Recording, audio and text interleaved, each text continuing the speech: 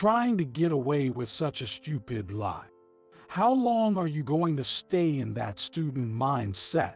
I was helping a beautiful girl and ended up missing the company's ceremony. On this day, when I was called by the president to explain the situation, he unilaterally assumed it was a lie and mocked me.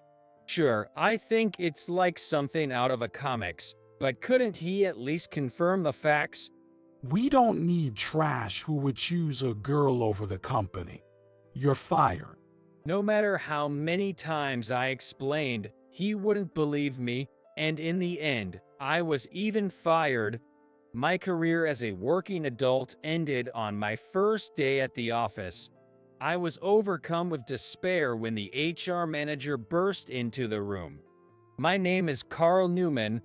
I'm a guy who just graduated from college not long ago. College life was, well, I guess it was fun, but it felt like just the bare minimum. I only had a few friends from college, and I wasn't involved in any clubs or activities. I've never had a girlfriend in my life, just watching those sparkling students from the sidelines. I'm convinced I'm just a shadowy existence. Why am I such a gloomy person? One day, while riding the train lost in thought, I pondered, I think I was a pretty cheerful kid back in elementary school. During break time, I used to run around the schoolyard with my friends, and after school, we'd gather at each other's houses to play games and have fun. We'd get excited about sports festivals and other events, and I think I was relatively cheerful back then. In middle school, it felt like the time spent with friends gradually decreased. I was still obsessed with games like I was in elementary school, but I started to drift apart from classmates who were beginning to be interested in fashion, music, and other things. I was even contrary to popular trends. Still, there were friends from elementary school who moved on to the same middle school. I had a few gaming friends. It feels like my circle of friends started to shrink around this time. In high school, my circle of friends narrowed even further. Is it because everyone got busy with school homework? As my circle of friends shrank, I spent more time immersed in games, which only made my circle even smaller. I was caught in such a negative spiral during this time. Eventually, even talking to people felt like a chore. I had a part-time job, but spending money on branded goods or attending concerts of trendy artists felt ridiculous to me. Basically, I had no interest in anything other than games. When I entered college, my loneliness intensified even more. We couldn't match our game time, and I was getting more alone. I did meet some people in group activities like seminars and lectures, but they were few and far between. I quietly spent 4 years in the shadows of those who led brilliant campus lives. Thinking about it like this, it makes sense. I didn't try to join my classmates' circles because I was too engrossed in gaming. I didn't try to keep up with conversations. As a result, my friendship disappeared and my dark character was formed. I mean, it's karma. Do good things and good things happen. Do bad things and bad things happen. So, if you do nothing, it's natural that nothing comes back to you. I didn't get a social circle because I didn't try to get one. I see, that's a well-crafted idiom. As I listened to the clattering sound of the train, I felt both interest in that idiom and exasperation towards myself at the same time. Nothing has changed, and Carl Newman has already turned 22. As I embark on my career as a working adult, I wonder if I can change my gloomy personality. For a moment, I felt excited at the prospect. The only redeeming aspect of my life, so to speak, is that I received a job offer from Smith Corporation. Smith Corporation is a small electronics manufacturer. I encountered this company's products when I was in high school and have admired them ever since for their quality and design. Sure, when I got the job offer from Smith Corporation, I was genuinely jumping with joy, not an exaggeration. Today is the company's ceremony for Smith Corporation. With a fresh start as a working adult, I'm determined to throw away my past gloomy and timid self. I'll be reborn. With that resolve in mind, I left home this morning. The venue is a hall in the city, but since Smith Corporation isn't a big shot company, it doesn't seem like a very large place. I had been preparing diligently since last night, but I ended up rushing out the door and will likely arrive just in time. I'm not going to be late, so I guess it's okay. I thought so, but I started to get scared because I couldn't see anyone in a suit at all. Maybe I'm going to the wrong place, or maybe I got the date wrong. Those anxieties crossed my mind. When I get off the train, I'll have to walk to the hall. The station is more crowded than I expected, and it's starting to look doubtful if I'll make it on time. Being late for the company's ceremony would be beyond disrespectful.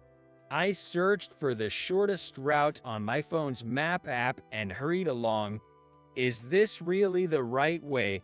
I couldn't help muttering. It was a winding back street that veered far off from the main road. It felt oddly quiet, with the hustle and bustle of the city feeling distant. It was such a weird road. What if I'm late? As I made my way anxiously to the hall, I heard a cry from somewhere. Stop! It was a woman. She didn't seem as mature as an adult, but wasn't exactly a child either. She's probably around my age. What's going on? Her voice was so intense that I stopped in shock. Cut it out! You brat! Behave yourself! The voices were coming from the next street over. This could be serious. I cautiously peeked around the corner, my back against the wall. No, let go. It was clearly a case. A masked man was pulling a woman. Her had visible bruises on her arms, and her expensive-looking clothes were partially damaged. Wow, she's stunning. Well, calling her a beauty would be more accurate. I was momentarily captivated, but hearing her scream snapped me back to reality. Stop it! I panicked and hid, but in the meantime, the beautiful woman was being dragged into the building. My heart was pounding so hard it felt like I had just run a full marathon. What should I do? Should I call the cops? I asked myself inwardly, but I quickly realized it would be pointless. Even if I called now, I doubted the cops would arrive in time to help her. She'd likely suffer before help arrived. It boiled down to either summoning the courage to help her or pretending not to notice and running away. Those were the only two options that came to mind. It's impossible. I can't do anything. That's right. I'd be useless if I intervened. I'll run away first and then call the cops. With that decision made, I took a step forward. Let me go. Hey, don't you dare run! I froze in place. I ain't gonna let you run. Of course, those weren't words directed at me, but they stuck in my head and wouldn't go away. So you're not gonna run, huh? Muttering to myself, I remembered my determination to cast away my pathetic self. All right, let's do this. Rashly, I leaped in front of the man and the beautiful woman. Stop it. I charged toward the man as he shouted, perhaps because it was so sudden, he couldn't dodge in time. He went flying gracefully, head first into a nearby trash bin. "Let's get out of here." Without waiting for a response, I grabbed the girl's hand and started running toward the station. Thinking we should hide, I led her into the station while still holding her hand. I'm relieved. It seems like he's not following us. Considering the shady actions of that man, he probably avoided drawing attention to himself. For now, at least, we can feel safe. Thank you so much. You really saved me. Thank you. She caught her breath as she ran and repeatedly offered her thanks. Tears welled up in her eyes, and I could easily imagine she must have been terrified. "Oh, sorry about holding your hand." Realizing that I had been holding her hand since we started running, I quickly let go. I've never held hands with a woman before. Though it was unintentional, I felt a slight blush creeping onto my face. "If you'd like, I can walk you home. He might come after us." I'm really sorry. She kept apologizing as she asked for directions to the nearest station, and after 2 transfers, we arrived. It seemed like she didn't quite understand how to use the train. With her upscale attire, I wondered if she might be some sort of rich girl. After getting her address, we followed the route guidance on her smartphone and walked for about 10 minutes from the station. Arriving at the destination, it was an incredibly huge mansion. Tommy living in a small rundown apartment. It looked like a royal castle. Dad. At the gate, there was a burly man with a beard.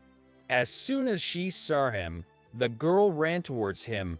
"Oh, Lola, I was worried. Glad you're safe." So, her name is Lola. She was crying and jumping into her father's arms. That's right, Dad. This person saved me when I was about to be taken away. After happily reuniting for a while, Lola pointed at me. The father looked at me and said, "I see." "My daughter owes you a lot. I'd like to express my gratitude. How about tea together?" "No, I haven't done much." Suddenly, I remembered the company's ceremony. My body shivered, feeling a chill down my spine. The watch already showed the time when the ceremony had started. "I have an appointment to attend." "Well then, excuse me." Expecting it to get hot soon, I took off my suit jacket and ran towards the station, clutching it under my arm. "Oh, hey."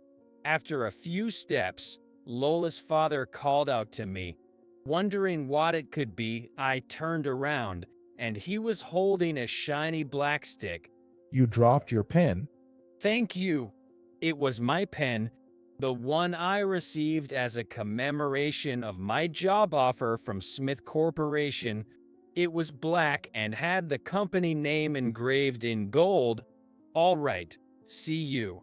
I took the pen and stuffed it into my bag before resuming my run.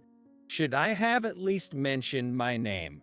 By the time I arrived at the venue of the ceremony, it was already over.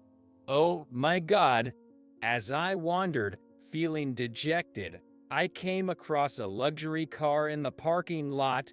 The car stopped right in front of me, and the driver's side window rolled down. "Oh, it's you." The driver said, looking puzzled. Wasn't this person the HR manager, Liam? I remembered meeting him during the interview. "Sorry, I'm Carl Newman, the new employee. I got delayed for some reason and just arrived for the ceremony." "I see. I wonder what's up." Liam seemed gentler than during the interview. He seemed to be considering my absence from the ceremony. It's okay. Suddenly, a voice came from the back seat, and the rear windows started rolling down. It's Carl, right? I was surprised. Sitting in the back was Mr. David Abbott, the president of Smith Corporation. Ever since I became fascinated with Smith Corporation's products, I had thoroughly studied their website and brochures, so I remembered his face and name well. We've already dismissed for today. Remember, we start work at 8 o'clock tomorrow, so be there on time. Yes, understood. I'm sorry, it won't happen again. I apologized to President David, but halfway through, I heard the sound of the window closing. Naturally, it seemed I had upset him. Liam, let the car go. But shouldn't we hear his side of the story? I don't have time. I'm busy. Get the car off. I overheard a conversation between the president and Liam. Liam reluctantly nodded to me and closed the window. I returned the gesture with a bow of gratitude. Eventually, the luxury car drove away onto the road. Liam seemed a bit down. For a moment, I wondered, but given my situation, it wasn't the time to worry about others. It was more like despair or emptiness. Anyway, I was terribly worried about everything after tomorrow. The next day, after the morning meeting at the office, instructions were given to the new employees. You'll start by studying our products. Here are some magazines about our products. Please take one each. After reading the articles in the magazine, we were to summarize what we learned and our impressions in a report. That was the first task for all new employees. After you finish, bring it to my desk. Once I approve it, feel free to read other articles in the morning. Everyone seemed to be struggling, but it was an easy task for me. I already knew about this company's products, so it was simple. I could probably write the report even without reading the articles. But just in case there were any new discoveries, I decided to skim through the articles. While I was working, I heard shouting coming from the back of the office. I instinctively turned my gaze in that direction. What on earth are you doing? The one yelling was Liam, the head of the HR department. He was sitting in his chair, scolding 3 young female employees. He had such a fierce expression on his face that he looked completely different from the person I saw yesterday. Those who were yelled at were teary-eyed and apologized several times. I suddenly remembered Lola, the beautiful girl of yesterday. She also apologized with watery eyes, but I felt it was different. Submit your countermeasures by the end of the day. Got it? Yes. All 3 of them replied, their voices trembling. Liam gestured for them to leave, and they dispersed. At the same time, a colleague sitting next to me nudged me with his elbow. Turning to him, he whispered, "Isn't that the person we met at the interview?" "Yay, that's Liam." "Yeah, Liam. He's so scary, isn't he?" "Yeah, he is."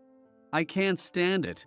With just that, he went back to reading the magazine. I glanced discreetly at Liam. You had his head in his hands with his elbows on the desk.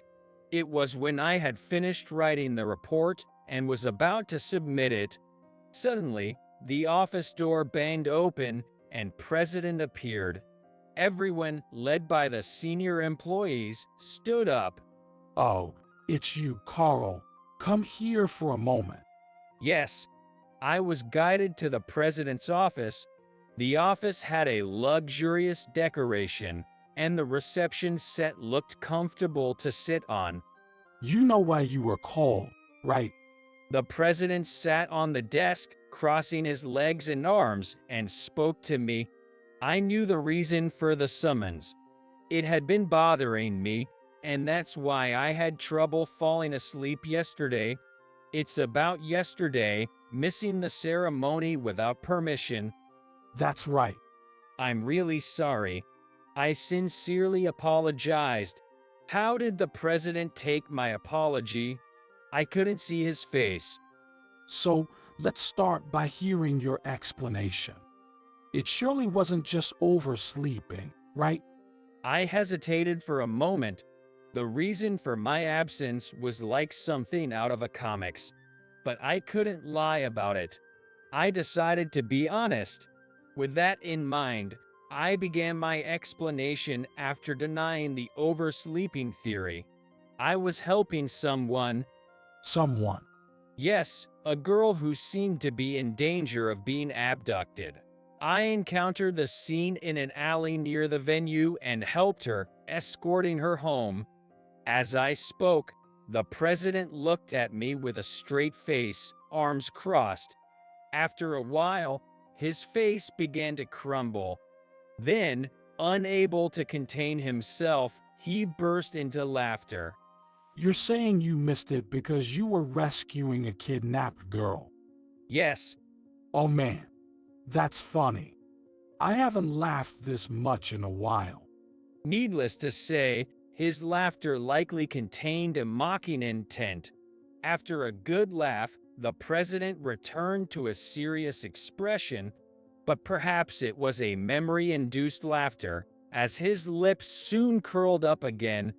Are you going to get away with such a ridiculous lie? How long are you going to stay in that student mindset? It's not a lie. Perhaps I should have reported it, but isn't it awful to be called a liar without verifying the truth? I pleaded multiple times that it was true, but he wouldn't listen.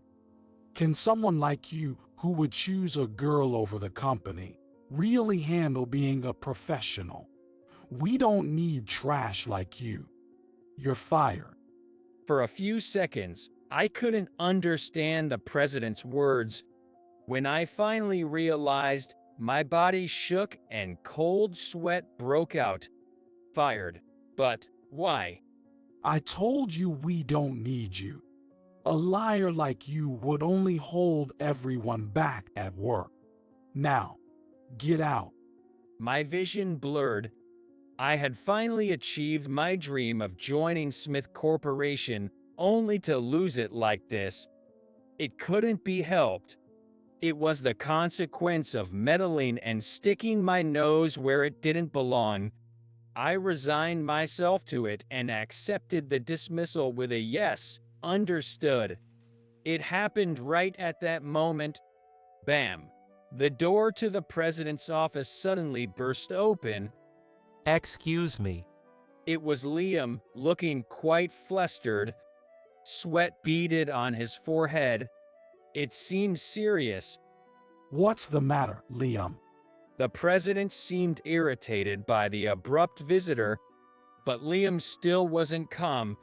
Could you please take a look at this news? The news. The president reluctantly turned on the television. The unnecessarily large screen came to life, displaying a news program. Burt Company's daughter. The president murmured weakly upon hearing the report. It seemed that Burt Company's daughter had been missing since the day before yesterday. Burt Company was quite a big company. Anyone somewhat knowledgeable would know it's quite famous. Liam, get in touch immediately. Finally understanding the situation, the president was now in a panic, just like Liam. This was because Burt Company was an extremely important business partner for Smith Corporation. Currently, due to quality considerations, a certain material was being purchased exclusively from Burt Company. In other words, if something happened to Burt Company, it would be bad for Smith Corporation. Here's a breaking news update. As the voice came from the TV, the three of them stared at the screen. It seemed that the missing daughter of Burt Company had been safely rescued yesterday, as revealed in interviews with those involved. She's been rescued. Oh man, this kind of stress is not good for me. That's right. Both the president and Liam nodded in agreement, visibly relieved.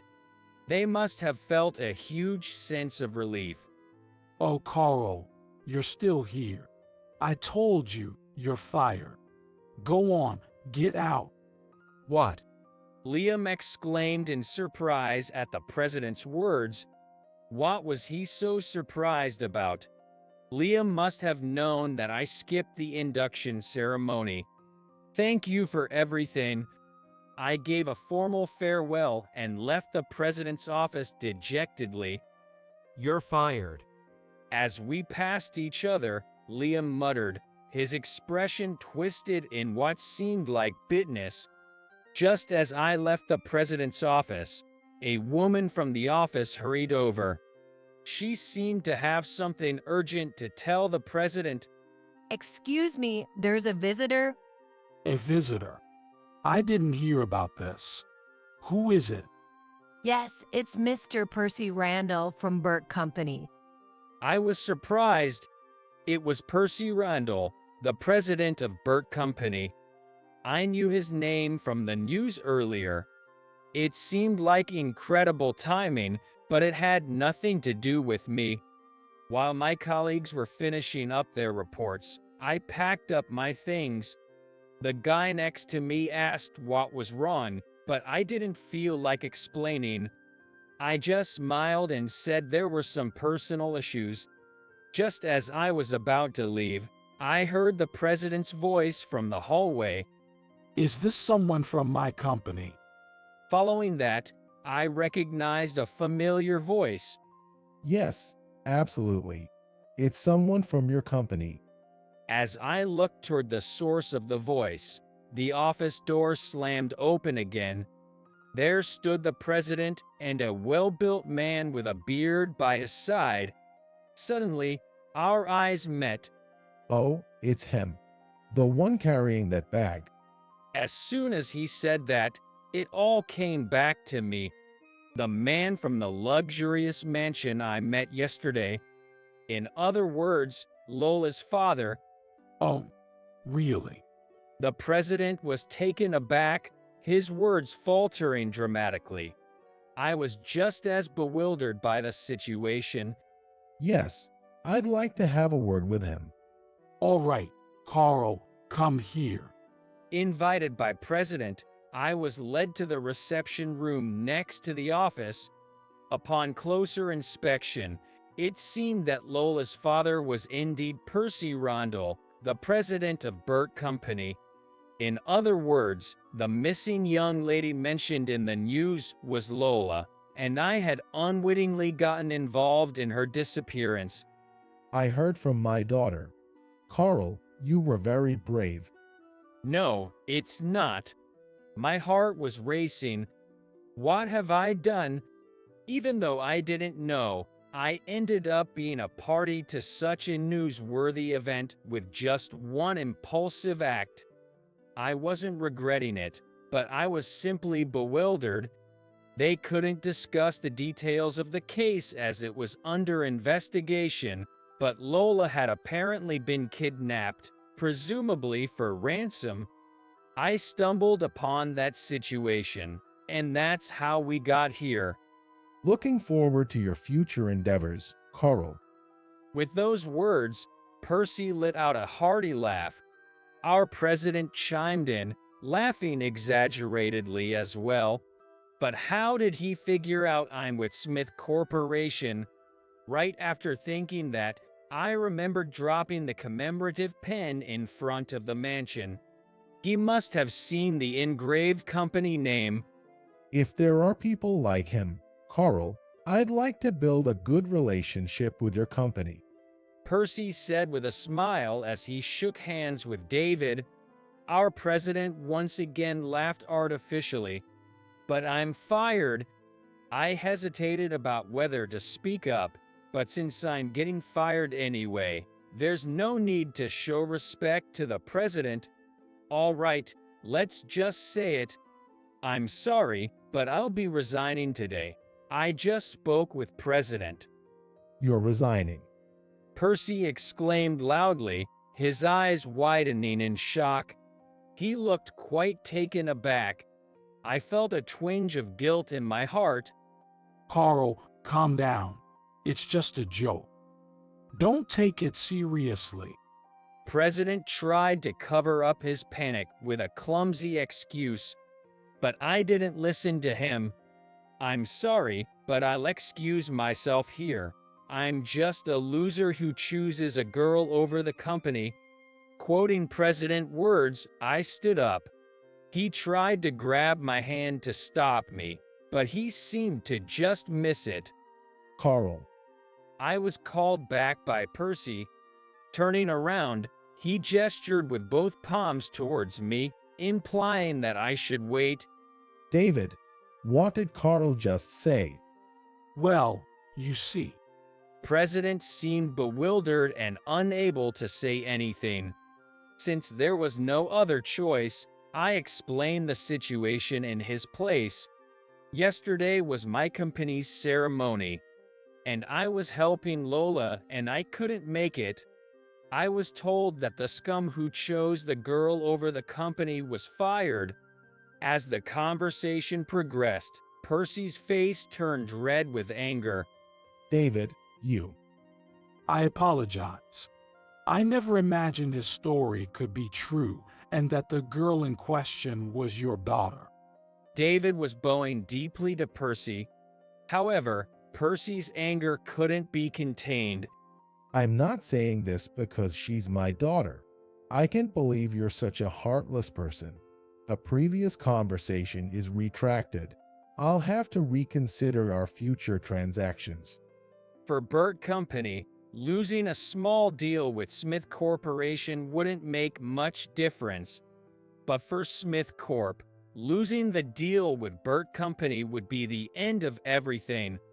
Knowing this, David tried to cling to Percy, but he was completely ignored. Carl, it's a bit late, but this is how I am. With that said, he handed me a business card.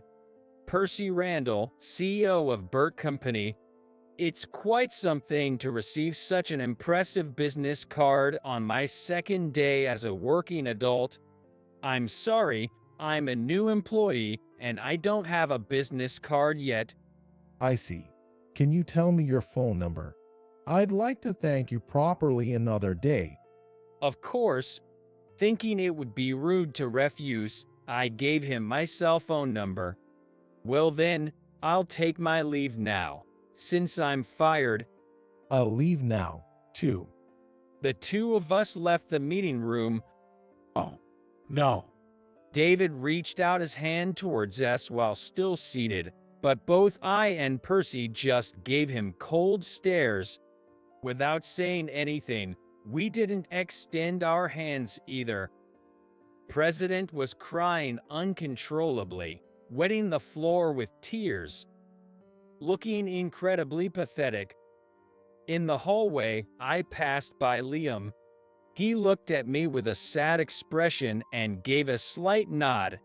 He's been acting strangely since yesterday. Returning his nod, I left the company. A few days later, while lounging at home, my phone rang. It was the CEO, Percy Randall. Hello, this is Carl. It's Percy. Thank you for the other day. After some small talk, we got to the main topic. Is it at your house? I thought we could have a meal together. My daughter also wants to properly thank you. I was surprised by the unexpected invitation. I recall the mansion I saw that day. The mansion in my memory may be somewhat embellished, but I feel nervous at the thought of going back there again. Understood. I'll come. Yes, we'll be waiting for you. It felt a bit awkward being told it was just a thank you, but I decided to respect their feelings and pay them a visit. I arrived at the Randall. Upon closer inspection, it was still a stunningly grand mansion. Pressing the intercom and stating my name, a maid-like figure came to greet me. Although I didn't feel particularly out of place, upon further reflection, The fact that they had hired help highlighted the disparity between our lifestyles. The hallway was adorned with numerous decorations, almost resembling an art gallery. As I followed the maid down the hallway, Percy's figure came into view. Oh, we've been waiting for you. Thank you for inviting me today. Once ushered into the living room, the luxurious interior beyond the hallway caught my eye. Having likened the hallway to an art gallery, I struggled to find the right words to describe the living room. Hello, Carl. Hello, Lola. Emerging from the depths of the room, Lola appeared in a stunning dress. Though not shining, she exuded a radiant glow. She was extremely glamorous and beautiful, and I couldn't help but feel my face flush as I recalled holding her hand earlier. We enjoyed a sumptuous lunch together. The food was incredibly delicious, but as a commoner, I didn't even recognize half of what was served. On another note, Carl, Yes. what do you think about my daughter? Well, what do you mean? I'm thinking of having you as my son-in-law, you know. I see, a son-in-law. Am I his son-in-law? Wait a minute, Dad. Well, it's an incredibly happy occasion, no doubt about it. But this is the first time in my 22 years of life I've been faced with such a situation, so all I could do was laugh. I couldn't react in any other way. Still as timid as ever, me? Well, think about it. Okay. Definitely thinking positively. Adding that silently, my face flushed once again. Is it my imagination, or does Lola seem to be blushing? We stayed until dusk, and it was time to leave. Realizing I couldn't avoid the rush hour trains, I felt a bit down as I headed towards the gate, but then I noticed an expensive-looking car parked there. Well, hop in, Carl. This is... Apparently, they have a chauffeur, and they're offering to drive me home. It's like a dream come true, so I graciously accepted their offer. Well, thanks for everything. No problem. Come again soon. Lola's looking forward to it. As Percy said that, Lola, who was standing beside him, waved gently and smiled. Some days later, I received a call from Smith Corporation. Reluctantly, I agreed to answer it. Hello. Hello, this is Liam from Smith Corporation. When I asked what it was about, he said he wanted to talk directly and asked me to come to the company tomorrow. Honestly, I didn't want to go. While I think their products are great, as long as there's someone like David as the president, I have no desire to join the organization's ranks. I'll decline. I've been fired. I'd like to ask you to reconsider. This isn't a request influenced by him. It's unrelated to David's wishes. It's a personal request from Liam. I declined several times, but I was persuaded with insistence, so I reluctantly agreed to go.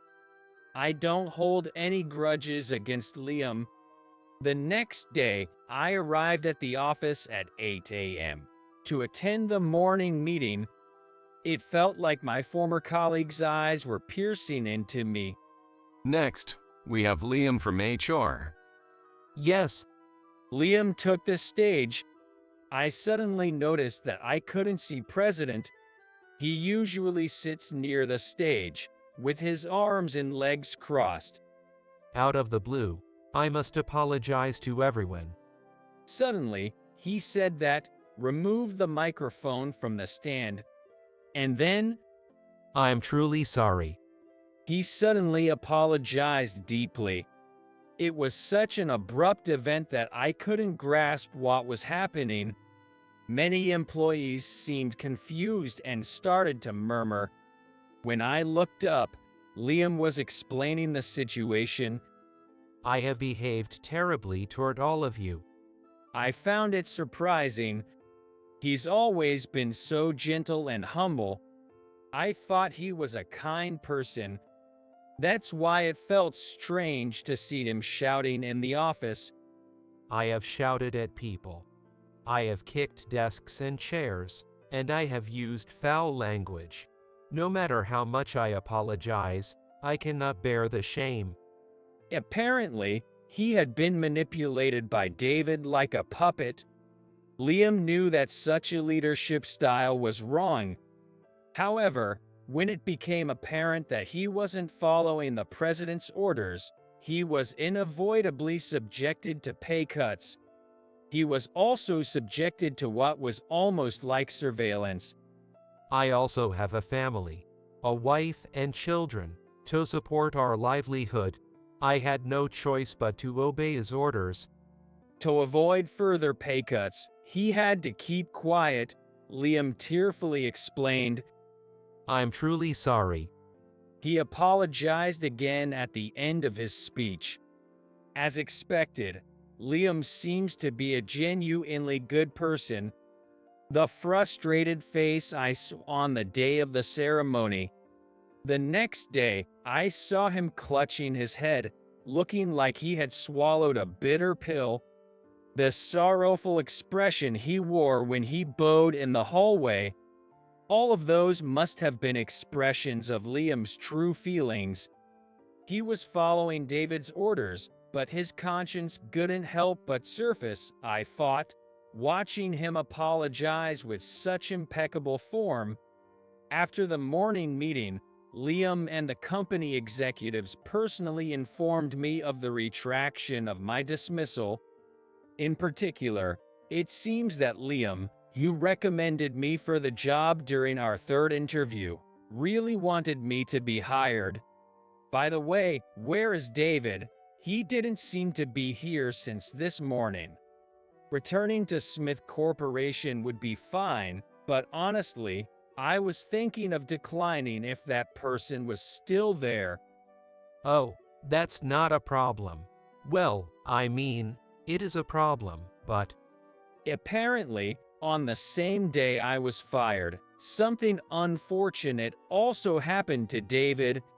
There was an internal whistleblower, and it was revealed that David had been embezzling company funds for personal use.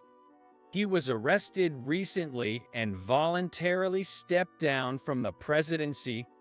Now, it seems that another executive is serving as the president. With a fresh start, we want to steer the company in a positive direction. I hope you'll cooperate with us. Since he's not there anymore, I accepted the retraction of my dismissal. A fresh start. Suddenly, I recalled the determination I made on the morning of the ceremony. Several months later, in the evening, I visited Percy's house after work. I was invited for dinner. We meet like this once a week. That's because over the past few months, Lola and I have officially become a couple. I really appreciate that you'll continue doing business with our company. It would be hard to abandon the company where Carl is, wouldn't it? While chatting like that, we sat around the dining table with her dad, mom, and their daughter. Honestly, I'd prefer a dinner alone with Lola, but Lola is still afraid to go out. And to be honest, I'm not confident I could find a restaurant that would satisfy Miss Lola. After dinner, I spent some time talking with Lola in her room. She's so delicate, and it's hard to believe she chose someone like me as her boyfriend.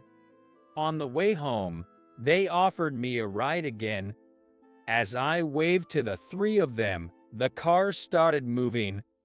I gazed at the starry sky through the window. Since becoming a working adult, have I been able to change?